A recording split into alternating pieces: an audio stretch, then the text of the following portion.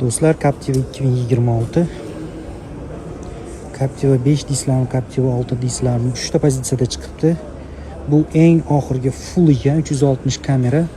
O'zgarishlardan knopka qo'yilgan eshikka и monitor. Eslaringda bo'lsa, 5 ta tepasida kichkinagina monitor bo'lardi. Hozir mana shunaqangi katta monitor qo'yilgan. Kожаный salon полностью, panorama tom, haqiqiy koja. 360 kamera, buni aytib o'tdim.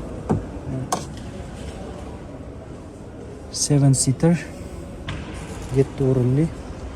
Bu Black Edition degan ekan. Shu Black Editionda nimalar bor ekan? Faqatgina shu yozuvlari, logotiplari qora qilingan, diskalari qora qilingan bo'lar ekan. Bu endi oddiy prostoy ekan. Prostoy ham xuddi shunaqa ko'rinishda, monitorlari, boshqalari hamma yo'q bir xil, faqatgina kожаный salon bas. И ruchkadagi knopka yo'q. Keyin tomi anaqa rooftop yo'q.